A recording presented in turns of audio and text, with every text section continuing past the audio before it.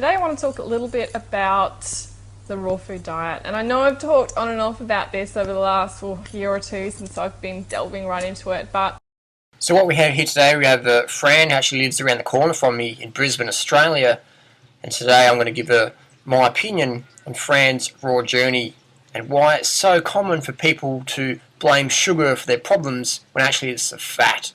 Now let's listen to Fran's story as she explains it to us. And I'm passionate about doing this because so many people go, I tried that raw food thing, I went to America, I followed all the gurus, I bought thousands of dollars of products, I did cleanses and fasts and sweat lodges and ayahuasca ceremonies, and I'm worse off than I was at the start of it all, or I'm not better than I wanted to be, and I've got weight issues, I've got fatigue issues, I'm addicted to cacao, what's going on here? The raw food thing, it's dogma, it's not real, we need to eat grass-fed animals and do what everyone else is doing.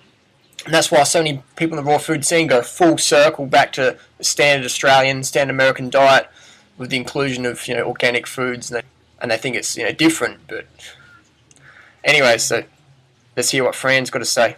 Now listen carefully. My goal is to educate people. It's not to write anyone off or whatever. It's to educate people so people don't make the same mistakes over and over and over, or they understand why they made a mistake. So listen carefully with an objective mind and the ability to critically think.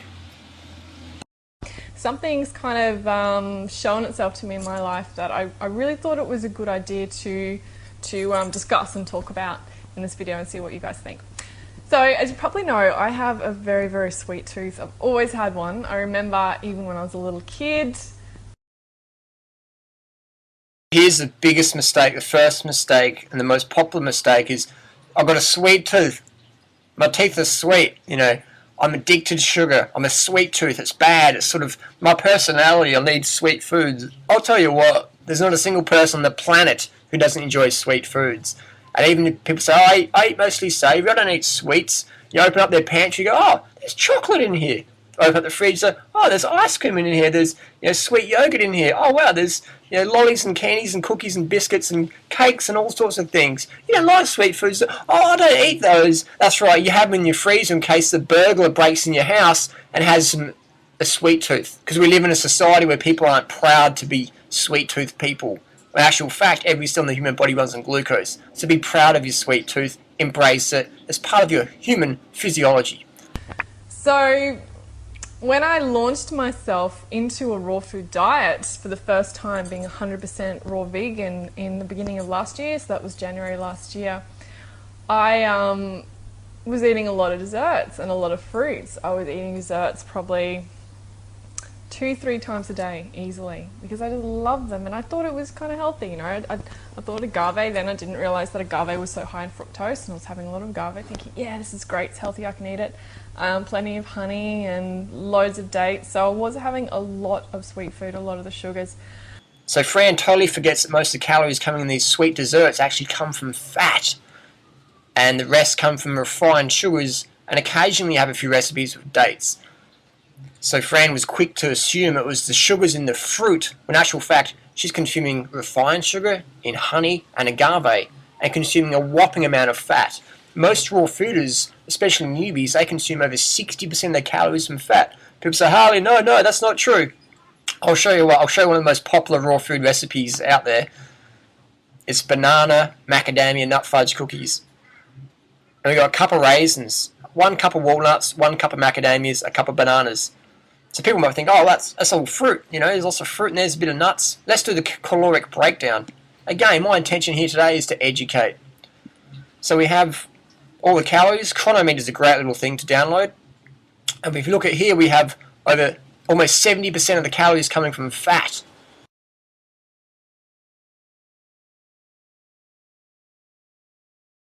You know what I mean? So, and then Fran's not just doing this once in a week, which is fine. You can do that, especially if you're athletic. If you're athletic, you can eat more calories from fat, but you still need, low fat, definitely. Under 15%, 10% ideal, under. So Fran's eating 70% of the calories, not just for a snack, but she said 2 or 3 times a day. You know what I mean? And no one's making a dessert out of just dates. I mean, that's the ideal dessert, but in the raw food world, it's, fudge cookies and macadamia cookies and all these brownies and chocolates. And again, if you do the math, at least 50% to 70%, even to 90% calories coming from fat. Now that is not healthy. Doesn't matter if it's raw, organic, or vegan, or whatever. Eating that much fat daily, you're going to notice a marked health decline, especially if you're sedentary, like in Fran's situation. You know, sometimes I'd make a smoothie in the morning, and the smoothie would be really sweet as well. So I was kind of moving more and more towards having a lot of sweet food, maybe even more sweet food than savoury food in my diet. So here we have Fran's just thinking it's the sugar, and she's saying, I have hypoglycemia, which we know. Hypoglycemia refers to low blood sugar. So it means you're not consuming enough carbohydrates, or if you are consuming enough, the fat is coating the cells. It's coating your insulin receptor sites, so the sugar cannot enter the cell. So that causes hypoglycemia, and it can cause hyperglycemia. You know what I mean? Hyperglycemia is caused when the sugar cannot enter the cell, the blood sugar rises, then the pancreas is forced release of insulin, and that just sucks it all down, and then you get the hypoglycemia thing. So it's just, so pre-diabetic symptoms can be hypo or hyperglycemia. Check out any medical physiology textbook on diabetes.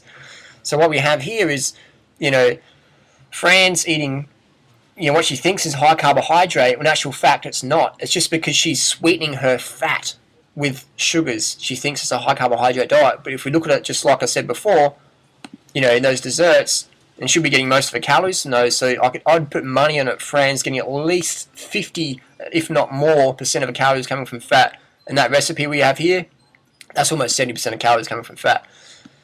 So no wonder Fran had hypoglycemia issues.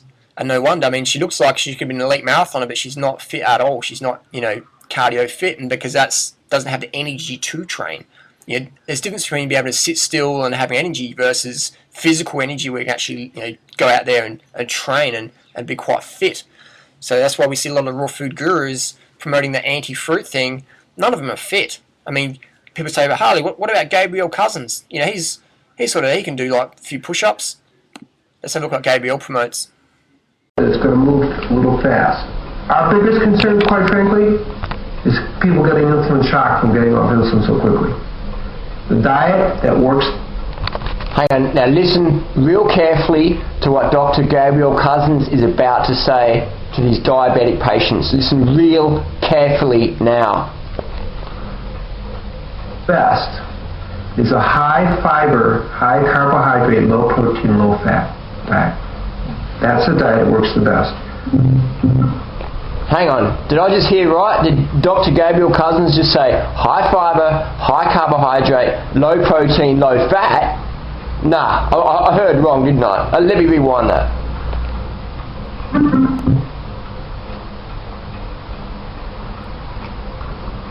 The diet that works the best is a high fiber, high carbohydrate, low protein, low fat diet.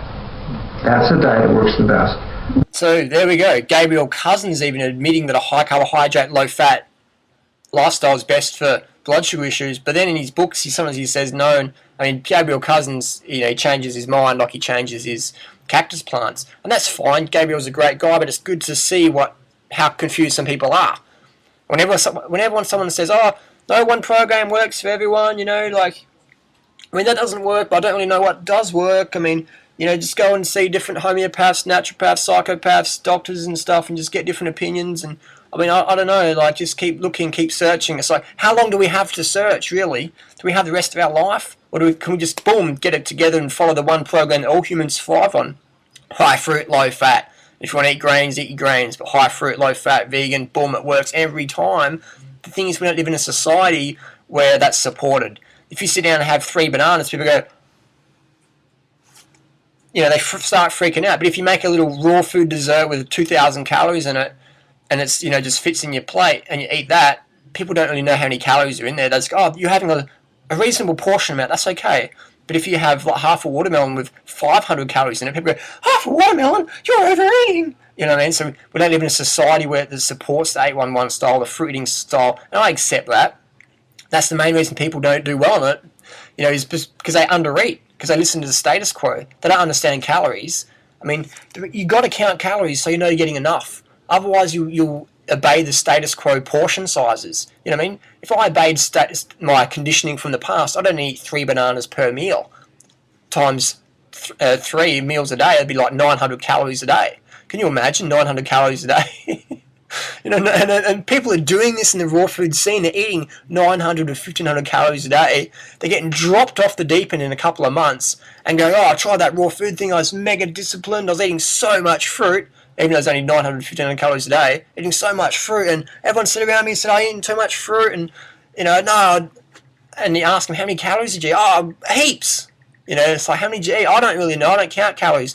That's your problem. You don't count calories, so when someone sells you a raw food bar, you wouldn't have a clue how much fat's in it. You wouldn't have a clue how many calories you're getting. You know what I mean? And when you're trying to eat some fruit, you wouldn't know how many calories you're getting.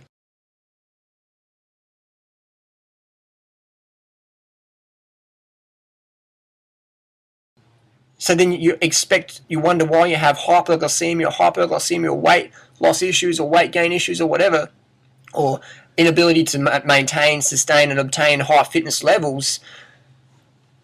So calories is like your fuel. You don't drive to a gas station or a petrol station, fill your car up and just don't look at when you're filling up, oh, I'm going to look over here, I'm going to transmutate my Kundalini essences to the moonlight because it's that time of month.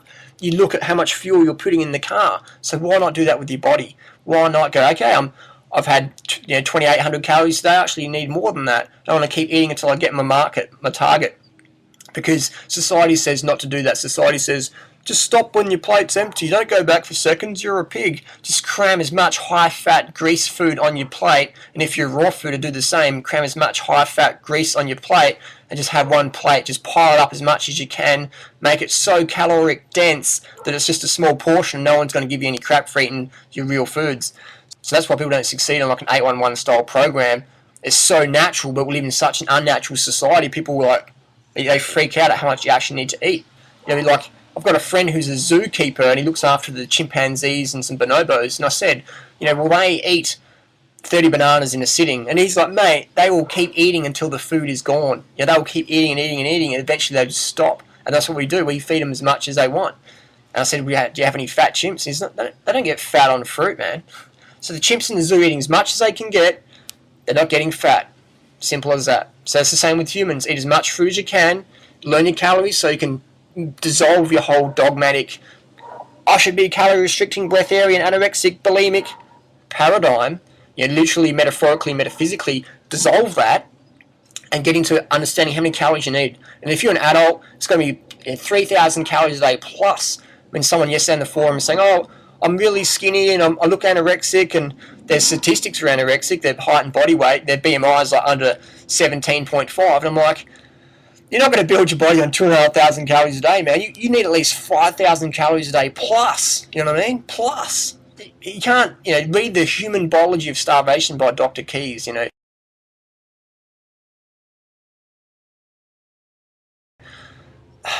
So I understand people go, oh, Harley, that's too much work and that's inconvenient, counting calories. Getting dropped off the deep end's inconvenient. Wasting 5 years of your life chasing the raw food paradigm around's inconvenient, when you can just get it literally in a week. Understand, shit, I need at least 3,000 calories as an adult. If I've got kids, I need more calories. If I want to be fit, I need more calories. If I've got a business, I need more calories. I almost gave you the finger. I need more calories. If you want to give people the finger, you need more calories.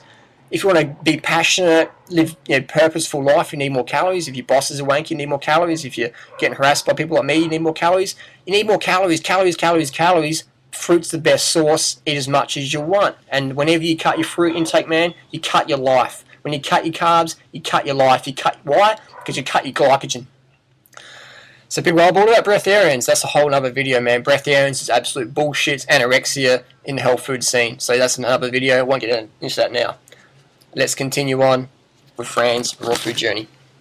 There are healthy and unhealthy ways to do everything, and we often find this in the vegan diet as well. When someone goes vegan, we often think, oh, they're so healthy, they're vegan, but there are very unhealthy vegans out there.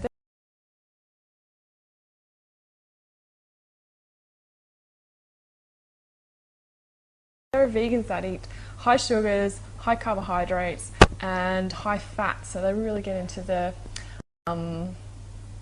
breads, and they really get into also soys and any of the milk and meat substitutes. So you can definitely find high sugars and high carbs especially, and also high fats in those diets. And you know, high fats is fine if your constitution suits it, and if you're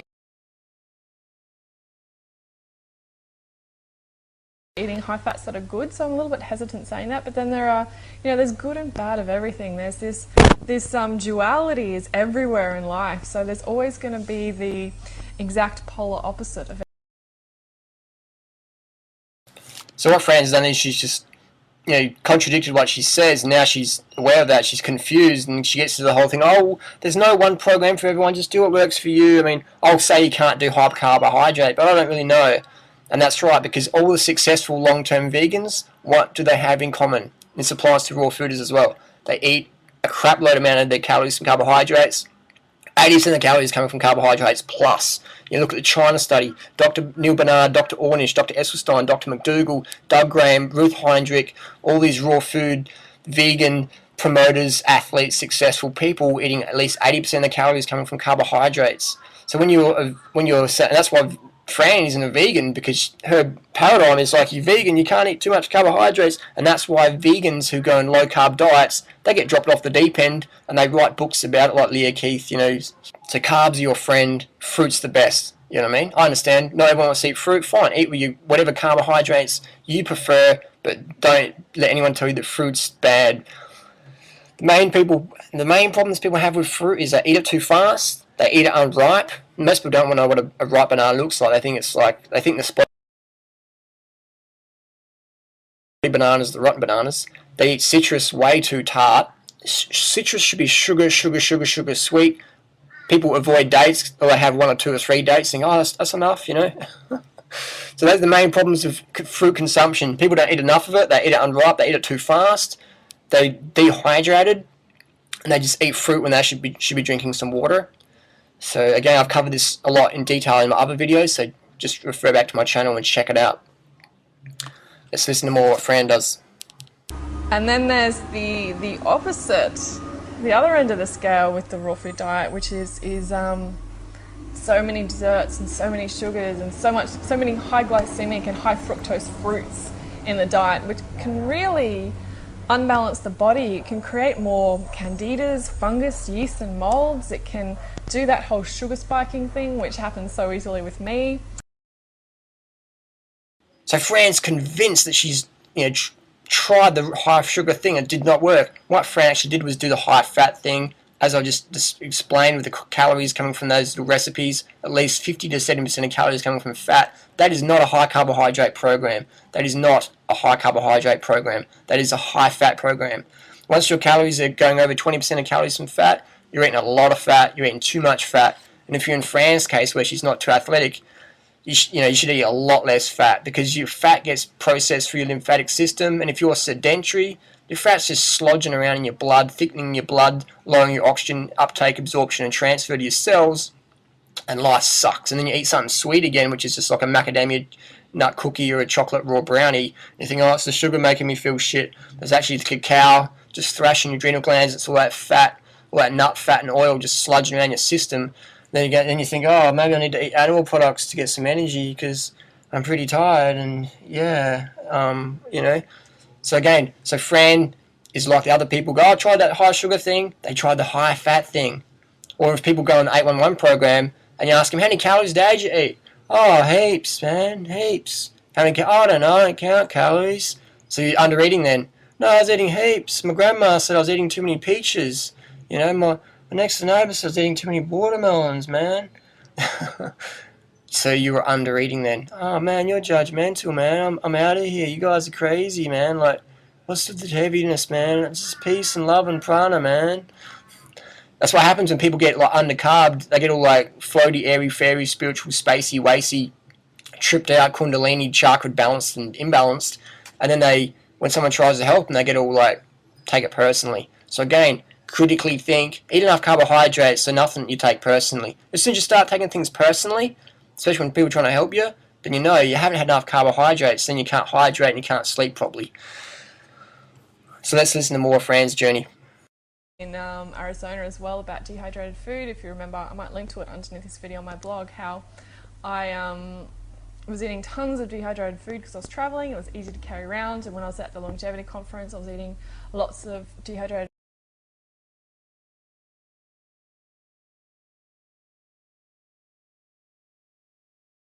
food as well, just because it was easy to access. And I really increased the Vata in my body so much. I went really spacey.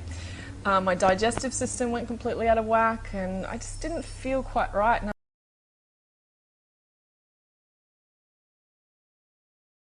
Now, you didn't increase your Vata in your body, friend. You increased the fat in your blood. You increased the fat in your lymphatic system. You decreased your oxygen uptake, absorption, and transfer to your cells. That's why you felt spacey. It wasn't anything to do with your dosha type. No wonder all these high-fat gurus that you went to the longevity conference, they all drink a shitload of organic coffee and cacao to perk up so they can give the infomercial to the audience.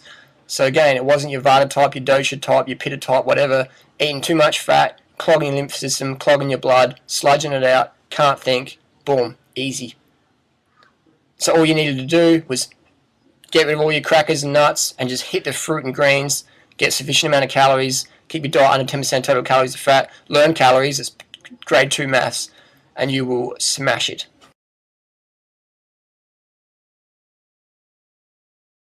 of dehydrated foods. Another thing, just because it's raw doesn't mean it's healthy. And often dehydrated foods as well, they're high in sugars as well. Here we go again. Because they'll be, like raw junk food bars. So they'll be like a bar that's disguised as a healthy bar, but it's better than eating a Mars bar or a Snickers bar or something. Obviously, way better than that. Way better than that. So if you're in a transitional phase, this stuff is actually quite good.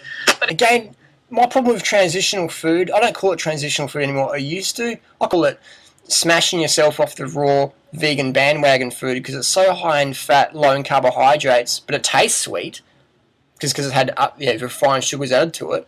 You add refined sugar to oil, it's sweet. When only 5% of the calories might come from carbohydrates and 95% of the calories come from fat, it still tastes sweet. So people go, oh, this is really sugary.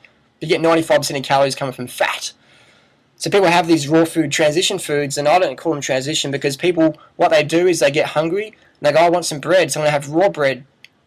Cooked vegan bread's super low fat. Raw vegan bread's super high fat. So they have the bread, they're having a carbohydrate craving, they have the bread, they're not meeting the carbohydrate needs, so the glycogen's still low, and they're getting a whopping amount of fat. So no wonder people just go, oh man, this raw food thing sucks. And I can't eat fruit because there's too much sugar. What else can I do? Oh, I'll go back to standard American diet, standard Australian diet, and I'll keep eating animal products. And that's what happens. Raw food gurus, pay attention.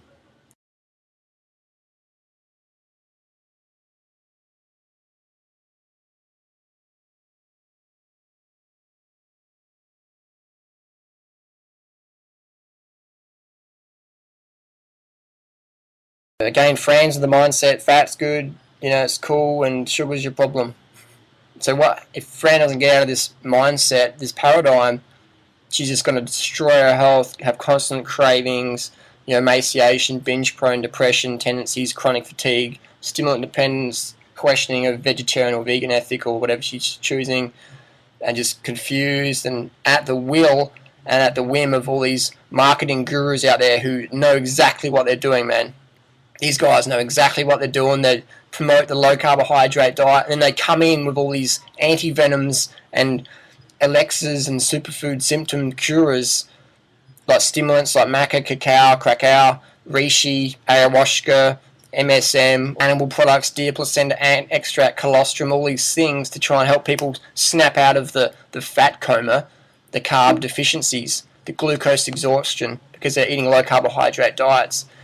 The organic coffee's a trend now. Everyone's trying to get into the organic coffee and stuff like that. And I'll tell you what, man, if you need drugs to get through your day, you're eating wrong, man. And you're not eating enough carbohydrates. You need more sleep. You need more hydration. And dosha type, people go, oh, but my dosha type doesn't allow me to eat bananas, man. So, man, if your dosha type doesn't allow you to eat sweet, juicy fruit like bananas and oranges and mangoes, man, that's not natural. That's like some dogmatic. Dogma means opinion. Bananas are from nature, man. You can peel a banana, you can eat it, it tastes good, you don't need to cook it, prep it, spice it, slice it, boil it, broil it, toast it, microwave, fry it, radiate it. You just peel it and eat it, man. That's nature. You don't walk up to an animal and just peel it and eat it. You walk up to fruit, you peel it, eat it. Don't worry about your dosha type, man. That's just some bogus system created by the human ego that has no place in nature. Imagine walking up to a peregrine falcon and walking up to the falcon and going, Falcon, you're eating that chicken, but your dosha type is different. You know what I mean? How come horses don't have different dosha types? How come horses, if they're big horses or little horses, they eat the same? A big horse just eats more. A little horse just eats less. A pregnant horse eats more. How come horses don't have different dosha types? How come dogs don't? You know what I mean? How come sheep don't? How come goats and chickens and rats and bison, they don't have different dosha types? They all eat the same food for the same given species, regardless of where they are on the planet. A bonobo chimpanzee in a zoo in Norway will eat the same diet as the bonobo in Sydney, Australia, or the bonobo in the jungle, in Africa.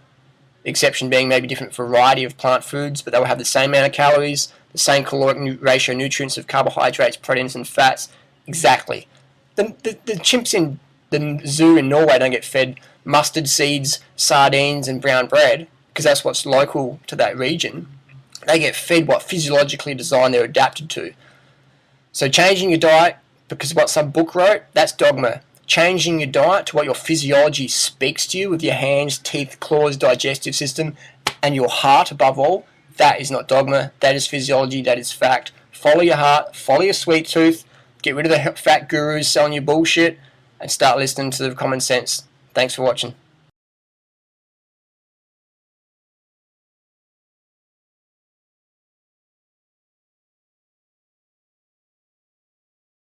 And again, fuck all you vegan Nazis that have shit to say to me.